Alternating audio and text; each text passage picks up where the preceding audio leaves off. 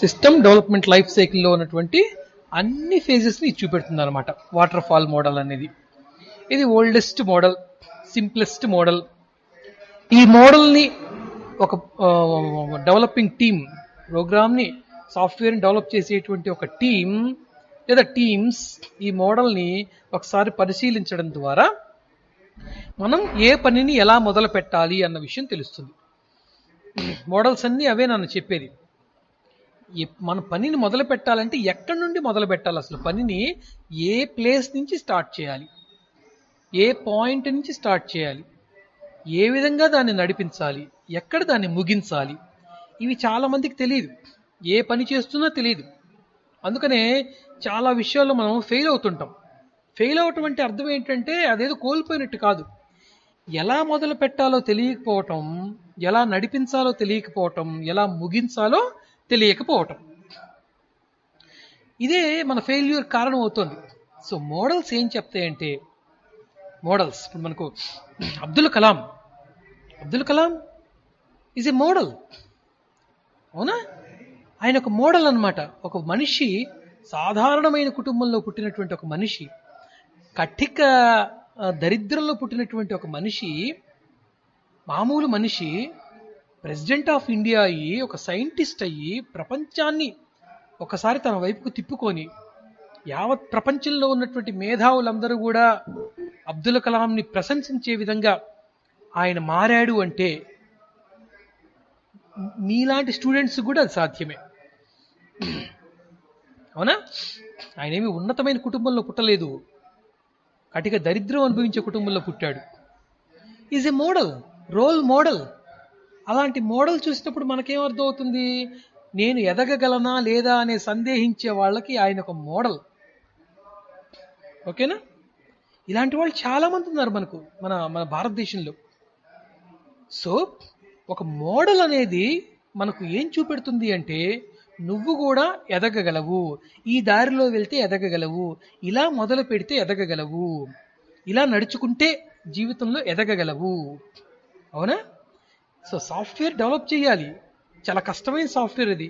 ఎలా మొదలు పెట్టాలి, ఏ పాయింట్ నుంచి మొదలు పెట్టాలి, ఎలా నడిపించాలి దాన్ని, ఓకేనా, దాన్ని ఎలా ముగించాలి, ఇవన్నీ మోడల్ చెప్తాయి. Okay. So water fall model గురించి మనం చెప్పుకున్నాం. దీంట్లో కొంతవరకు చెప్పుకున్నాం మనం. ఫస్ట్ ఫేజ్ ఏమిటి? మీరు జూమ్ చేసి చూసుకోవచ్చు, మీకు పేజీలో రైట్ సైడ్ బొమ్మ ఉంది, రిక్వైర్మెంట్ స్పెసిఫికేషన్ అండ్ అనాలిసిస్. ఓకేనా? సో కస్టమర్స్ దగ్గర నుంచి రిక్వైర్మెంట్స్ని కలెక్ట్ చేసుకొని, ఆ రిక్వైర్మెంట్స్ కలెక్ట్ చేసుకున్న తర్వాత ఎక్కడా కూడా ఆ రిక్వైర్మెంట్స్లో కన్ఫ్యూజన్స్ ఉండకూడదు, ఇన్కంప్లీట్ రిక్వైర్మెంట్స్ ఉండకూడదు, ఇన్కన్సిస్టెన్సీ రిక్వైర్మెంట్స్ ఉండకూడదు. అలా ఉండకుండా ఉన్నటువంటి రిక్వైర్మెంట్స్ అన్నీ కూడా డాక్యుమెంటేషన్ చేయాలి.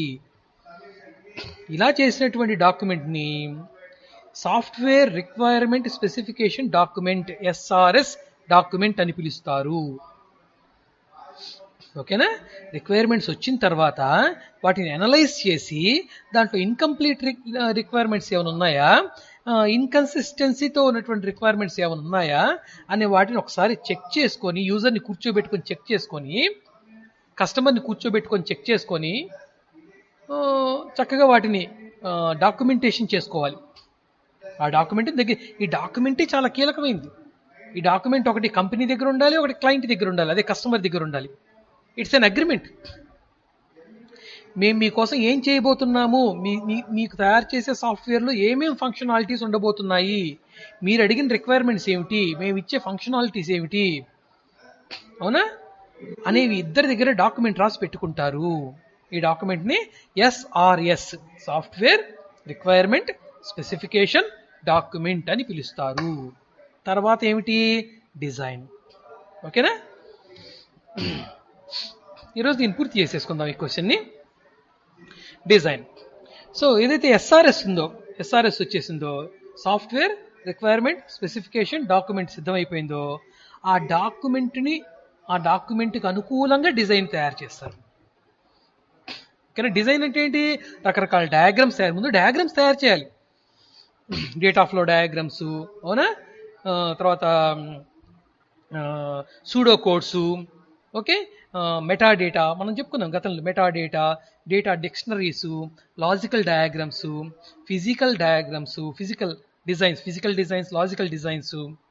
దీంట్లో భాగంగా మనకి ఏమొస్తాయి, లాజికల్ డిజైన్ వస్తుంది, తర్వాత మనకు ఈ డేటా ఫ్లో డయాగ్రామ్స్ వచ్చేస్తాయి దీంట్లో భాగంగా, ఓకే, తర్వాత మెటా డేటా, తర్వాత డేటా డిక్షనరీస్, సూడో కోడ్, ఇవన్నీ డిజైన్ చేస్తారనమాట. ఇవన్నీ డిజైన్ చేసి అప్పుడు దీన్ని తీసుకెళ్ళిపోయి ప్రోగ్రామ్ రాసే వాళ్ళకి ఇస్తే వాళ్ళు దాన్ని బట్టి ప్రోగ్రామ్ రాస్తారు. అవునా? ఇప్పుడు బయలుదేరి మేస్త్రి ఉన్నాడు అనుకోండి, గోడ కట్టే వాళ్ళు ఉన్నారనుకోండి, గోడ కట్టడం వరకు వాళ్ళకి తెలుసు. ఆ గోడ ఎలా కట్టాలి అన్న విషయం ఇంజనీర్ పేపర్ మీద రాసి చూపించాలి, పేపర్ మీద డిజైన్ చేసి చూపెట్టాలి. ఆ డిజైన్ని ముందు డిజైన్ మైండ్లో అనుకుంటారు, అవునా? ఆ డిజైన్ పేపర్ మీద పెట్టడమే, మైండ్లో అనుకున్నవి రిక్వైర్మెంట్స్, పేపర్ మీద పెడితే డిజైన్, ఆ డిజైన్ తీసుకొచ్చి గోడ కడితే construction, coding.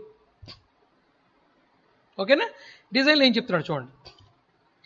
The aim of design phase, ఈ డిజైన్ ఫేజ్ యొక్క ముఖ్య ఉద్దేశం ఏమిటి అంటే, to transform the requirements specified in the SRS document.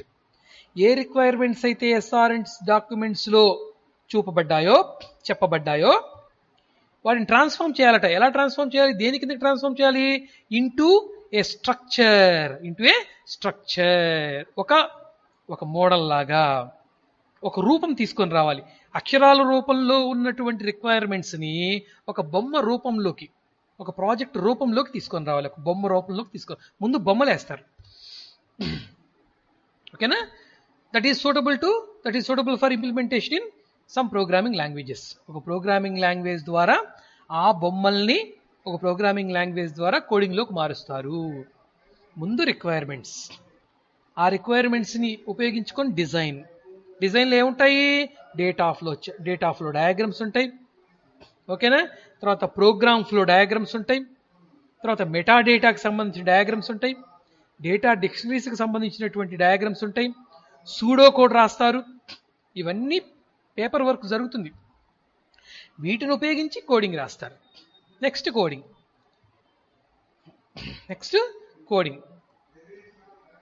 So coding దశలో ఏం చేస్తారు? బేసిక్గా ఇదిగో in coding phase software design, ఏదైతే పేపర్ మీద డిజైన్ చేశారో, రిక్వైర్మెంట్స్కి అనుకూలంగా డిజైన్ చేశారో ఆ డిజైన్ని ట్రాన్స్లేట్ చేస్తారు. ఎలాగా? ఇంటూ సోర్స్ కోడ్, ప్రోగ్రామ్ రాస్తారు.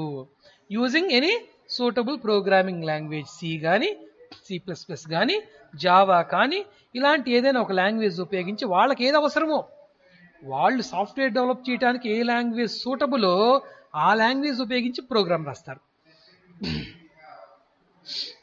ఓకేనా? ఈ విధంగా each design module is coded. ప్రతి మాడ్యూల్ అంటే ఏంటి? Part of the program, part of the project. Module అంటే ఒక పార్ట్ అనమాట.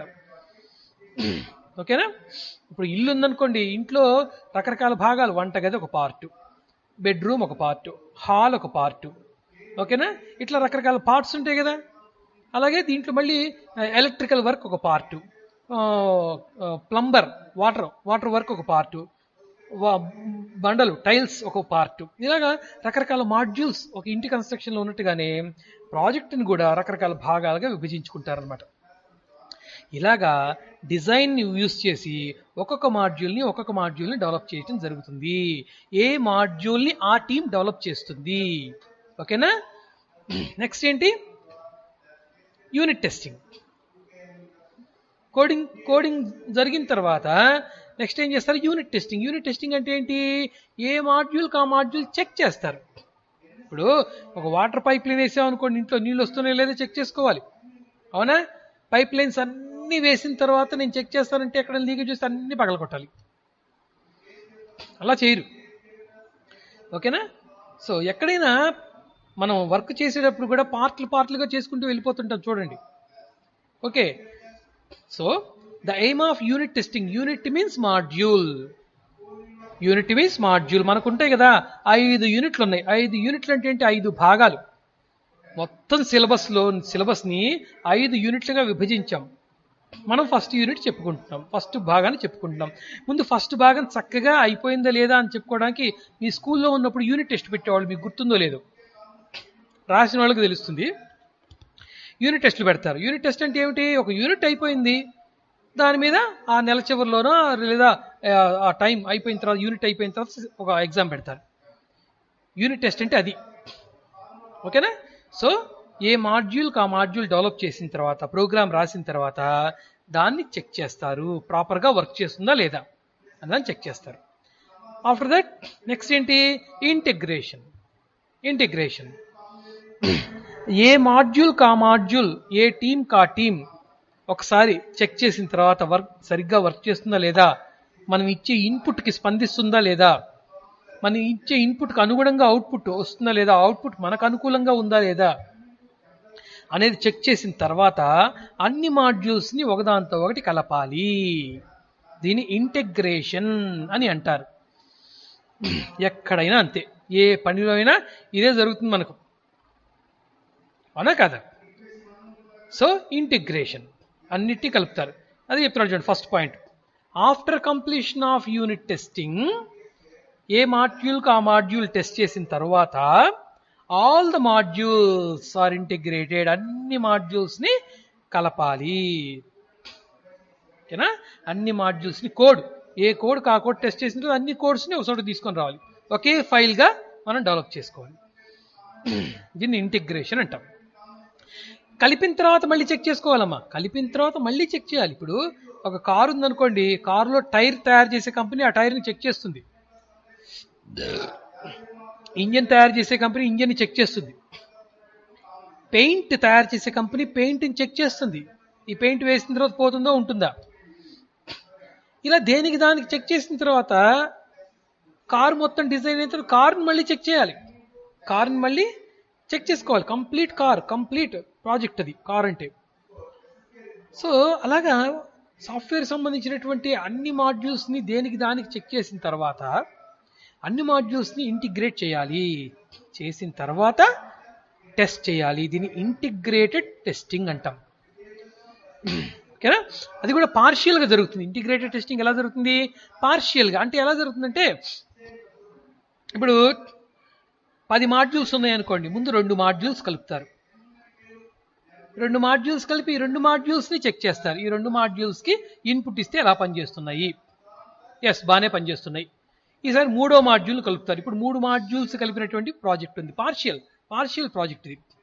7 మాడ్యూల్స్ ఇంకా ఉన్నాయి కలపాలి. ఈ 3 మాడ్యూల్స్ని కలిపారు, ఇప్పుడు దీన్ని చెక్ చేస్తారు. 4వ మాడ్యూల్ కలుపుతారు, 4టిని కలిపి చెక్ చేస్తారు. 5 కలుపుతారు, 5టిని కలిపి చెక్ చేస్తారు. ఇలాగా మాడ్యూల్స్ అన్ని ఒకేసారి కలపరు, ఎందుకంటే అన్ని కలిపిన తర్వాత ప్రాబ్లం వస్తే అన్ని విడగొట్టాలి మళ్ళీ. ఓకేనా? దేనికి దానికి చెక్ చేయడం అనేది ఎక్కడైనా ఉండేటువంటి విధానం ఏదన్నా, ఎక్కడైనా ఉంటుంది. ప్రతి చోట మనకు ప్రతి వర్క్లో ఇది కనపడుతూ ఉంటుంది అనమాట, ప్రతి వర్క్లో కనపడుతుంది. మన ఇంట్లో ఒక పెద్ద పెళ్లి జరుగుతుంది అనుకోండి, భోజనాలు తయారు చేస్తారు, అన్ని తయారు చేసిన తర్వాత నేను చెక్ చేస్తానంటే కుదరదు, అవునా? ఏ ఐటెంకి ఆ ఐటెం ఎప్పటికప్పుడు ఉడికిందా లేదా, అవునా? ముందు ఉడికిందా లేదా చెక్ చేయాలి, ఉప్పు వేసిన తర్వాత ఉప్పు సరిపోయిందా లేదా, అవునా? కారం వేసిన తర్వాత సరిపోయిందా లేదా, ఇలా ప్రతిదీ ఎప్పటికప్పుడు చెక్ చేసుకోవాలి. నేను అన్ని పప్పు అంతా అయిపోయిన తర్వాత, కూర అంతా అయిపోయిన తర్వాత, పచ్చడంతా అయిపోయిన తర్వాత, అదంతా అయిపోయిన తర్వాత చెక్ చేస్తానంటే కుదరదు, ఏదైనా తేడా వస్తే అంతా పారబోయాలి.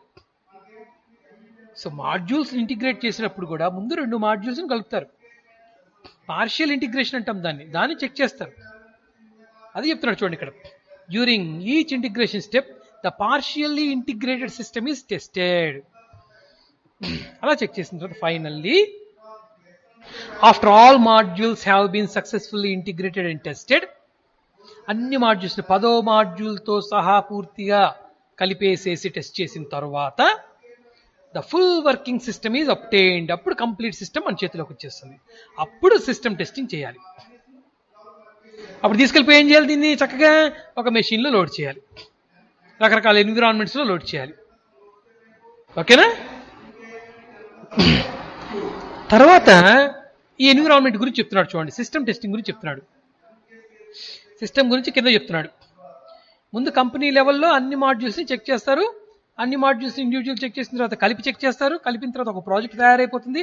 ఫుల్ కంప్లీట్ ప్రాజెక్ట్ తయారైపోతుంది. దీన్ని వాళ్ళ మెషిన్లో చెక్ చేస్తారు, కంపెనీ స్థాయిలో చెక్ చేస్తారు. ఆ తర్వాత సిస్టమ్ టెస్టింగ్ ఉంటుంది అనమాట. సిస్టమ్ టెస్టింగ్ అంటే ఏంటి? రకరకాలుగా అంటే యూజర్ ఎన్విరాన్మెంట్లో టెస్ట్ చేయటం, టీమ్ చెక్ చేయటం, ఇలా ఉంటుంది. చూడండి 3 రకాలు ఇచ్చాడు ఇక్కడ మనకు. ఆల్ఫా టెస్టింగ్ దీన్ని ఎవరు పెర్ఫామ్ చేస్తారట? Team, development team.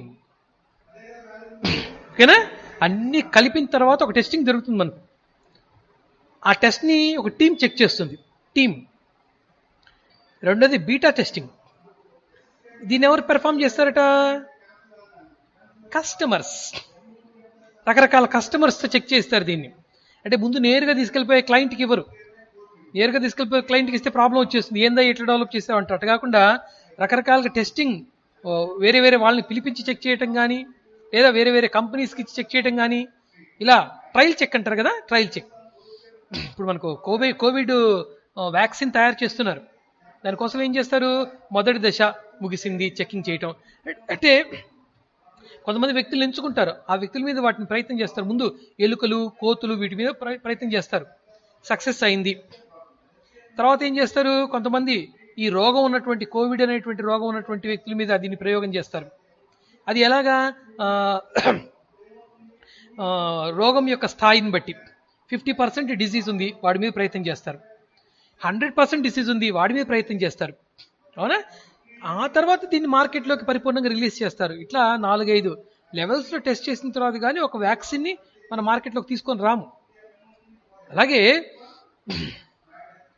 ఆల్ఫా టెస్టింగ్లో మొత్తం మాడ్యూల్స్ అన్ని కనెక్ట్ చేసిన తర్వాత, అన్ని ఒకదానితో లింక్ చేసిన తర్వాత ముందు డెవలప్మెంట్ టీమ్ టెస్ట్ చేస్తుంది. ఆ తర్వాత ఫ్రెండ్లీ సెట్ ఆఫ్ కస్టమర్స్. అంటే వీళ్ళు నిజంగా కస్టమర్స్ కాదు, వీళ్ళు ఏ పని చెప్తే ఆ పని చేసే కస్టమర్స్ అనమాట. వాళ్ళు టెస్ట్ చేస్తారు దీన్ని రకరకాలుగా. తర్వాత acceptance testing after the software has been delivered. అప్పుడు డెలివరీ ఇచ్చిన తర్వాత customer performed the acceptance test. నిజమైన కస్టమర్ ఎవరైతే ఉంటారో, ఎవరైతే ఈ ప్రాజెక్ట్ని డబ్బులు ఇచ్చి డెవలప్ చేయించుకుంటారో, అతను తన ఎన్విరాన్మెంట్లో చెక్ చేస్తాడు. ఎందుకంటే డెవలప్మెంట్ టీం ఆలోచించే విధానం వేరేగా ఉంటుంది, ఒక కస్టమర్ లాంటి కస్టమర్ ఆలోచించే విధానం వేరేగా ఉంటుంది. కాబట్టి అన్ని రకాలుగా చెక్ చేస్తారనమాట. ఓకేనా? కేవలం ఎక్స్పర్ట్స్ మాత్రమే చెక్ చేస్తే కుదరదు. అన్నోన్ పర్సన్స్, ఏమీ తెలియని వాళ్ళు కూడా చెక్ చేయాలి దీన్ని. అలా చెక్ చేసిన తర్వాత తీసుకెళ్లి కస్టమర్ చేతిలో పెడతారు. వాడు కస్టమర్ చెక్ చేస్తాడు. దాన్ని యాక్సెప్టెన్స్ టెస్టింగ్ అని పిలుస్తారు. ఓకేనా? ఇంకొక హెడింగ్ ఉంది, అది చెప్పేసుకుంటే మనకు ఈ క్వశ్చన్ పూర్తయిపోతుంది.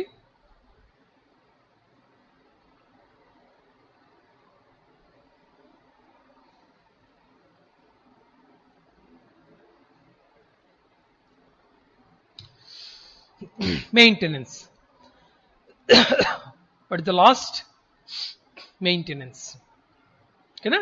ఇది చాలా ముఖ్యమైనటువంటి విషయం, చాలా ముఖ్యమైన విషయం. మెయింటెనెన్స్ అనేది మన జీవితంలో ప్రతి విషయంలో కనపడుతుంటుంది, ప్రతి విషయంలో. ఓకేనా? మెయింటెనెన్స్ అంటే ఏదో వస్తువు చేసాము, వాడి చేతిలో పెట్టాము అంటే కుదరదు. దాన్ని పట్టించుకోవాలి. ఎలా వర్క్ చేస్తుంది ఏంటి, నెలకోసారి ఫోన్ చేయటమో, 10 రోజులకోసారి ఫోన్ చేయటమో, ఏదైనా ప్రాబ్లమ్స్ ఉన్నాయా లేదా అని చెక్ చేయటమో. అవునా? ఇలా ఒక్కోసారి కస్టమర్ ఏమంటాడంటే, సార్ నేను ఇప్పటి వరకు విండోస్ 7 ఆపరేటింగ్ సిస్టమ్తో వర్క్ చేశాను, ఇప్పుడు నేను విండోస్ 10 అనుకుంటున్నాను అంటాడు. ఓకే సార్, మీరు విండోస్ 10 మెషిన్ రెడీ చేసుకోండి, మా సాఫ్ట్వేర్ని మీ మెషిన్కి అనుకూలంగా మార్చేస్తాము అని చెప్తారు కంపెనీ వాళ్ళు. మెయింటెనెన్స్ అంటాం దీన్ని. ఇప్పుడు నీ సాఫ్ట్వేర్ కొనుక్కున్నంత మాత్రాన, మనం తయారు చేసిన సాఫ్ట్వేర్ కొనుక్కున్నంత మాత్రాన కస్టమర్ ఓల్డ్ కంప్యూటర్తో ఉండాలని ఏం లేదు కదా. వాడు కొత్త కంప్యూటర్ కొనుక్కుంటాడు, కొత్త ఆపరేటింగ్ సిస్టమ్ వస్తుంది, దానికి కూడా ఇది వర్క్ చేయాలి. దానికి అనుగుణంగా మనం డెవలప్ చేసిన సాఫ్ట్వేర్ వర్క్ చేయాలి, లేదా దానికి అనుకూలంగా మార్చాలి. మెయింటెనెన్స్. ఓకేనా? చెప్తున్నాడు చూడండి, ఇక్కడ మనకు 3 రకాల మెయింటెనెన్స్ ఉంటాయి. 3 types of. There are basically 3 types of maintenance. One is corrective maintenance, perfective maintenance, adaptive maintenance. ఓకేనా? ఏంటి చెప్తున్నాడు చూడండి. కరెక్టివ్ మెయింటెనెన్స్ అంటే ఏంటి? తప్పులను సరి చేయటమేనా అన్నాం. ఇక్కడ చెప్తున్నాడు చూడండి point. This type of maintenance is carried out to correct errors. ఈ మెయింటెనెన్స్ని ఏ సందర్భంలో చేస్తాం, ఎప్పుడు నిర్వహిస్తాము అంటే తప్పుల్ని సరిచేయటానికి, తప్పులను సరిచేయటానికి. ఓకేనా? అది ఎలాంటి తప్పులు అంటే that were not discovered during the product development phase. Develop చేసేటప్పుడు మనకు ఆ తప్పు కనిపించుండకపోవచ్చు. కస్టమర్ దగ్గరికి రాగానే ఆ ఎన్విరాన్మెంట్లో ఆ తప్పు అంటే ఎన్విరాన్మెంట్ మారింది కదా. నిన్ననే మనం చెప్పుకున్నాం. ఇప్పుడు ఒక ధ్రువపు ఎలుగుబంటి ఉందనుకోండి, ధ్రువపు ఎలుగుబంటు పెంగ్విన్లు ఉన్నాయనుకోండి, వాటిని ఆ వాతావరణంలో అవి పుట్టే అక్కడే పెరగాలి. దాన్ని తీసుకొని వచ్చి మనం మార్కాపురం తెచ్చామనుకోండి, చచ్చిపోతే అన్యాయంగా. ఓకేనా? కానీ ఇప్పుడు ఒంటెలు ఉంటాయి చూడండి, ఎడారిలో ఉంటాయి, రాజస్థాన్ ఎడారిలో ఒంటెలు ఉంటాయి. వాటిని మన మార్కాపురంలో కూడా అప్పుడప్పుడు తిప్పుతూ ఉంటారు, బతికే ఉంటాయి అవి. ఓకేనా? సో డెవలప్మెంట్ ఎన్విరాన్మెంట్లో నీకు తప్పులు కనపడకపోవచ్చు. కస్టమర్ ఎన్విరాన్మెంట్లోకి రాగానే ఇక్కడ హార్డ్వేర్, ఇక్కడ సాఫ్ట్వేర్ దానికి అనుకూలంగా అది పనిచేయచ్చు, చేయకపోవచ్చు. అలా వచ్చే తప్పుల్ని కరెక్ట్ చేయటమే కరెక్టివ్ మెయింటెనెన్స్. ఇది చాలా ఇంపార్టెంట్ విషయం. లేకపోతే కస్టమర్ పాపం విలువెల్లాడిపోతాడు అనమాట. అయ్యో, నేను ఇన్ని కోట్లు ఖర్చు పెట్టాను సాఫ్ట్వేర్ కోసం, వీళ్ళు నాకు ఏమీ చేయట్లేదు అనేటువంటి కాన్సెప్ట్లోకి వెళ్ళిపోతాడు. Okay, next perfective maintenance. తప్పులు లేవు, తప్పులన్నీ సరిచేసేసారు. ఇప్పుడు పర్ఫెక్టివ్ మెయింటెనెన్స్ అంటే ఏంటి? కస్టమర్ ఏవైతే ఫంక్షనాలిటీస్ కోరుకున్నాడో ఆ ఫంక్షనాలిటీస్ ఆ సాఫ్ట్వేర్ అందిస్తుందా లేదా, ఎలాంటి పనులు ఆ సాఫ్ట్వేర్ చేసి పెట్టాలి అని కస్టమర్ అనుకున్నాడో ఆ పనులని ఆ సాఫ్ట్వేర్ అందిస్తుందా లేదా కస్టమర్కి అనేది ఇక్కడ పర్ఫెక్టివ్ మెయింటెనెన్స్ కిందకి వస్తుంది. చూడండి, this type of maintenance is carried out to enhance the functionalities of the system based on the customers request. ఓకేనా? ఫంక్షనాలిటీస్ ఉన్నాయా లేదా కస్టమర్ కోరుకున్నట్టుగా, ఒకవేళ లేకపోతే ఆ ఫంక్షనాలిటీ వచ్చే విధంగా మాడిఫై చేయటం. ఓకేనా? కస్టమర్ రిక్వెస్ట్, ఏవైతే కస్టమర్ రిక్వైర్మెంట్స్ ఉన్నాయో, రిక్వెస్ట్లు ఉన్నాయో, ఆ రిక్వెస్ట్లకు తగినట్టుగా మన సాఫ్ట్వేర్ ఆ ఫంక్షనాలిటీస్ని, ఆయా పనులని కస్టమర్కి చేసి పెడుతుందా లేదా. కొన్ని పనులు సరిగ్గా చేయట్లేదు అనుకోండి, కొన్ని ఫంక్షనాలిటీ సరిగ్గా వర్కౌట్ లేదనుకోండి, వర్క్ అయ్యే విధంగా చేయాలి. దీన్ని పర్ఫెక్టివ్ మెయింటెనెన్స్ అంటాం. తర్వాత అడాప్టివ్ మెయింటెనెన్స్. అడాప్టివ్ మెయింటెనెన్స్ ఇది కూడా మనకు చాలా ఇంపార్టెంట్ అనమాట. కస్టమర్ అప్పుడప్పుడు ప్లాట్ఫామ్ మారుస్తుంటాడు, అంటే కొత్త కంప్యూటర్ కొంటాడు, ఆపరేటింగ్ సిస్టమ్ మారుస్తుంటాడు, రకరకాల వాడి ఇష్టం. ఇంకా ఒక కంపెనీ 100 కోట్లు పెట్టి ప్రాజెక్ట్ చేయించుకున్నప్పుడు డొల్ల కంప్యూటర్లు పెట్టుకుని ఎందుకుంటే, ఎప్పుడు లేటెస్ట్గా మార్కెట్లో కంప్యూటర్ రంగాలు కొనేస్తాయి. అవి కొన్నప్పుడు ఆ కంప్యూటర్కి అనుకూలంగా, ఆ సాఫ్ట్వేర్కి అనుకూలంగా ఈ ప్రాజెక్ట్ని మళ్ళీ మనం అప్పుడప్పుడు మాడిఫై చేస్తూ ఉండాలి. Adaptive maintenance is usually required. ఎప్పుడు అవసరం అవుతుందంటే for porting the software to work in a new environment. Porting అంటే ఉంచటం. పోర్టింగ్ అంటే ఉంచటం. ఎయిర్పోర్ట్ అంటాం. ఎయిర్పోర్ట్ అంటే ఏంటి? విమానాలు నిలిపే ప్రదేశము. నిలపటం అంటాం, ఉంచటము, నిలపటం. Porting the software to work in a new environment. Customer environment మార్చేసుకున్నాడు. వాడు అప్పటి వరకు ఒక కంప్యూటర్తో రన్ చేశాడు, ఈ సాఫ్ట్వేర్ రాగానే 100 కంప్యూటర్లు కానీ ఒకదానితో కనెక్ట్ చేశాడు. ఆ 100 కంప్యూటర్ల మధ్యలో కమ్యూనికేషన్ జరిగే విధంగా ఈ సాఫ్ట్వేర్ని మాడిఫై చేయాలి. కంప్యూటర్ల యొక్క కాన్ఫిగరేషన్ మార్చేశాడు. Latest processors, latest hard disk, latest motherboard, latest RAM, latest operating system తీసుకున్నాడు. దానికి తగ్గట్టుగా మార్చాలి. ఓకేనా? సో ఈ విధంగా కరెక్టివ్ మెయింటెనెన్స్, ముందు ఫస్ట్ లోడ్ చేసినప్పుడు వచ్చే తప్పులను సరి చేసుకోవటం. పర్ఫెక్టివ్ మెయింటెనెన్స్, కస్టమర్కి అనుకూలంగా ఫంక్షనాలిటీస్ అందిస్తుందా లేదా చెక్ చేసుకోవటం. భవిష్యత్తులో ఎప్పుడైనా కస్టమర్ తన యొక్క సిస్టమ్ యొక్క కాన్ఫిగరేషన్ మార్చడం కానీ, తన కంపెనీలో ఉన్నటువంటి నెట్వర్కింగ్ ఎన్విరాన్మెంట్ని మార్చడం కానీ చేస్తే దానికి తగినట్టుగా మళ్ళీ సాఫ్ట్వేర్ని రీమాడిఫై చేయటం. ఇవన్నీ కూడా మెయింటెనెన్స్ కిందకు వస్తాయి. ఓకేనా?